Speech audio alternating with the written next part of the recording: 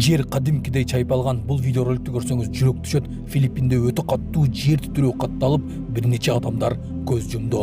Жолдордагы экиге бөлүнүп кеткенин көрүүгө болот. Бишкекте жаштардын ортосунда массалык мушташ болуп, мушташка катышкан балдардын баары милицияга жеткирилди. Мыкаачылыкта өлтүрүлгөн 17 жаштагы Айсулуу Мукашеваны өлтүргөн бала дагы кайсы кызды өлтүргөн? Ушулар жамаша жаңылыктар түрмөгө видеонун астына ойдо караган бармакчаны албетте басып коюңуз. Ошондо гана сиздер Кыргызстанда жана башка өлкөлөрдө болуп жаткан акыркы жаңылыктардан кабардар болуп турасыздар. Бишкекте массалык мушташ болду. Бардык катышуучулар кармалды. Борбор калаада болжол менен 20 адамдын катышуусунда массалык мушташ болду. Окуя Бишкек шаарынын Октябрь районунда орун алганын шаардык ички иштер башкармалыгынын маалымат кызматы билдирди. Күбөлөр болгон окуяны видеого тартып алышкан. Кадрларда эркектердин көчө ортосунда мушташып жатканы көрүнөт. Натыйжада бир нече унаа жабыркаган. Чыр-чатактын себептери азырынча аныктала элек. Окуяга катышкандардын баары аныкталып, тергөө кызматына жеткирилди. Текшерүү иштери улантылууда. Кошумча маалымат кийинчерээк берилет. Германияда шаар мэрини асырап алган кызы кол салгандыгы айтылууда. Германиянын Хердеке шаарынын мэри Ирис Шталцер оор жаракаттар менен ооруканага жеткирилди. Ага кол салууга 17 жаштагы асырап алган кызы шектелүүдө. Бул тууралуу чет элдик басылмалар жазышууда. Полициянын маалыматына караганда кыз Шталцерди үйдөн жертөлөсүнө бир нече саат кармап, кыйнап бычак менен 13 жолу сайып, өч алуу ниетин айткан. Ал чачын жана кийимин күйгүзүүгө аракет кылганы кабарланды. Кол салуудан кийин кыз өзү куткаруу кызматын чакырып, апасына белгисиз адамдар кол салгандыгын билдирген. Үйүнөн тийиштүү далилдер алынган. Бычырак асырап алган экинчи баласынын баштыгынан табылган. Прокуратура бул ишти денеге оор залал келтирүү катары квалификациялоодо. Асырап алынган эки өспүрүм учурда социалдык кызматтын кароосунда. Сонун жаңылык. Сиз билген жана ишенген Умбем клиникасы эми сизге дагы да болсо жакыныраак болду. Анткени бизде жаңы филиал ачылды. Андыктан келип, өзүңүздүн жана жакындарыңыздын ден соолугуна кам көрүшүңүздү сунуштайбыз. Биздин жогорку даражадагы дарыгерлер төмөндөгү адистиктер боюнча кабыл алат. Стоматология, гинекология, терапия, лор, хирургия, педиатрия, урология, УЗИ жана башка адистиктер. Лабораториялык анализдин 5000ден ашуун түрү алынат. Жогорку даражадагы стерилизациялоо. Биздин дарек ВДНХ метросу, Кондратюка көчөсү 2. Телефон номерибиз 8925 103 22 55. Кабыл алууга алдын ала жазылып келүүңүздөрдү суранабыз. Умбем клиникасы. Сиздин ден соолугуңуз, биздин камкордук. Бишкекте 67 жаштагы Джон Кын дайынсыз болуп изделип жатат. Бишкек шаарында милиция кызматкерлери 1958 жылы туулган Ким Джон Кынды издеп жатат. Ал 9 октябрда саат 9:00 Жалгичи районундагы жашап жаткан үйдөн чыгып кеткен боюнча дайынсыз. Ленин Риптин басма сөз кызматы билдиргендей, анын бою 165 сантиметр, үстүндө кара куртка, күрөң баш кийим, кепка жана кара спорттук бут кийим кийип жүргөн. Милиция Ким Джон Кын тууралуу маалыматы бар жарандарды кабар берүүгө чакырат. 0312 35 29 47. Булак бара келди. Филиппинде 7,14 балдык жер тирөөдөн кеминде 6 адам каза болду.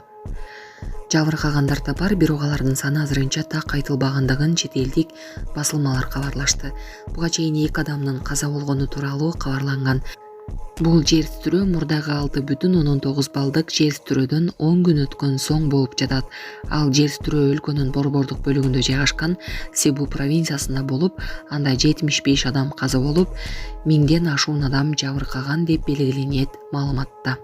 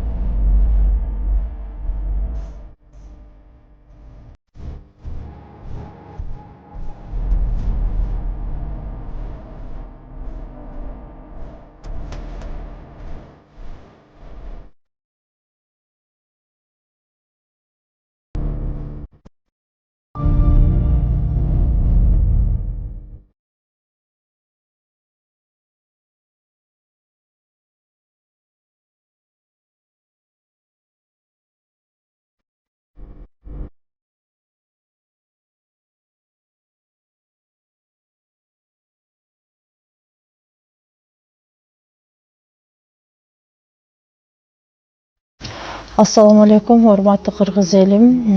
Биз ошо жол кырсыгына кабылып, авариядан кийин ошо балам оорукчан болуп калды.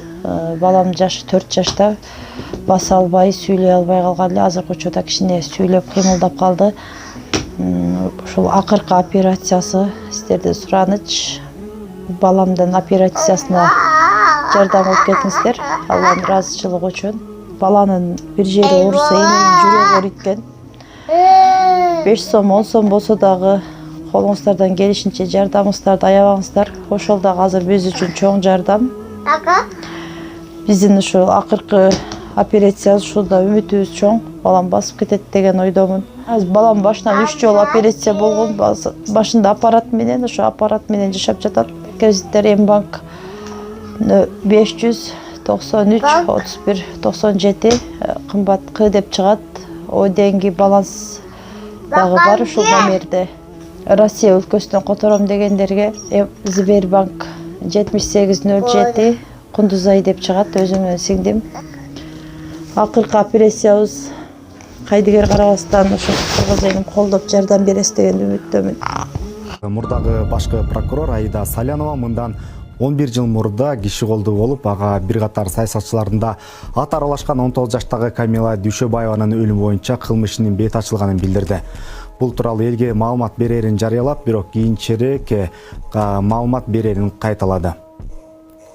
Аида Салянова 9 октябрда Фейсбуктагы баракчасына Камила Дүйшөбаеванын өлүмүнүн бет ачылганын жана бул иштин 27 сентябрдагы Сүкөлдө мыкаачылык менен өлтүрүлгөн 17 жаштагы мектеп окуучусу Айсулуу Мукашеванын ишине кандай байланышы бар экенин айтып берерин жарыялаган.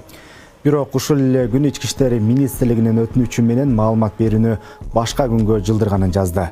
Камила Дүйшөбаеванын сөөгү 2014-жылы Бишкек шаарынын четиндеги Байтик айылынан табылган. Бул өлүмдү иликтөө үчүн ыкчам оперативдик топ түзүлүп, 400га жакын адам суракка алынган. Алардын арасында Аида Салянованын бир тууган агасы Калыйбек Салянов жана башка коомчулукка белгилүү адамдар жана алардын туугандарынын аты аталган. Калыйбек Салянов алгач күбө катары суралып, кийин иште шектүү катары өткөн. Ички иштер министрлиги 2017-жылы ага бул иште тергөөгө каршылык көрсөткөн деген айып тагып, издөө жарыялаган. Ал ошол жылдары АКШга чыгып кеткени, фамилиясын Элтуйбасов деп өзгөртүп алганы айтылган. Аида Салянова кезинде муну ошол учурдагы президент Алмазбек Атамбаевдин саясий куугунтугу катары баалаган. Манас шаарындагы айыптоодогу Манас деген стела буюрса эртең ачылат. Стеланын ачылышына кызуу даярдыктар жүрүп жатат. Эртең мына ошол жазуунун үстүндөгү өзгөчө сактандыруулар дагы ишке киргизилет.